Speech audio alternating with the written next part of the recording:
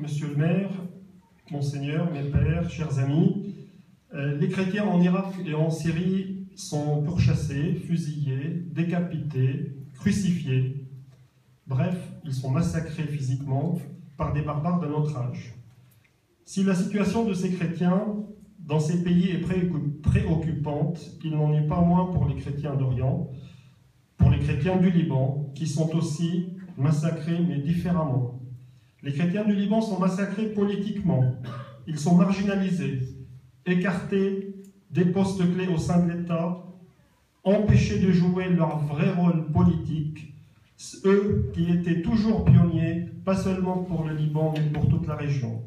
L'affaiblissement des chrétiens au Liban a commencé depuis plusieurs décennies, mais s'est accentué dernièrement. Tous les moyens ont été utilisés, sécuritaires, économiques, démographiques et politiques.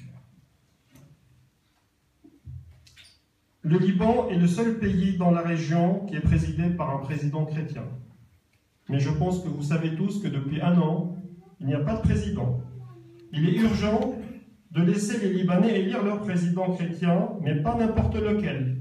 Élire le président fort, capable de rassurer sa communauté, qui la représente effectivement et qui est capable de les protéger et protéger tous les Libanais.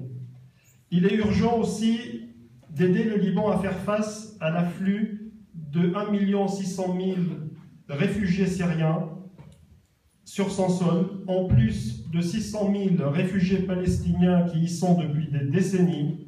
Ces réfugiés constituent 40% de la population libanaise et représentent un danger énorme sur tous les plans économiques, démographiques et sécuritaires. Ces camps de réfugiés sont un terreau fertile pour l'extrémisme. Nous ne voulons pas vider le Liban de ses chrétiens pour y implanter les réfugiés syriens et palestiniens. Troisième point, il est urgent de fournir les armes nécessaires, et non pas lesquelles, à l'armée libanaise. Et j'aurais voulu parler ça devant la ministre, l'ancienne ministre de la Défense, qui malheureusement nous a quittés. L'armée libanaise vaillante, elle combat les terroristes dans plusieurs villes libanaises et surtout à la frontière libano-syrienne. Mais elle est démunie, elle n'a pas les armes nécessaires pour pouvoir les combattre. Donc nous appelons la France à aider l'armée libanaise en leur fournissant les armes nécessaires pour pouvoir faire face à ce danger important.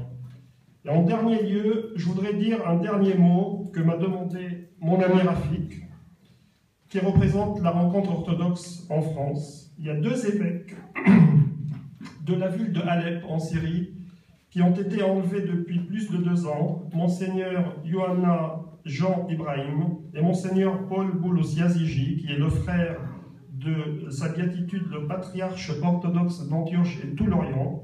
À ce jour, nous sommes sans nouvelles d'eux et nous prions pour eux. Mesdames et messieurs, le Liban est le dernier rempart de tous les chrétiens d'Orient. Il est urgent de le protéger et de le préserver. Merci.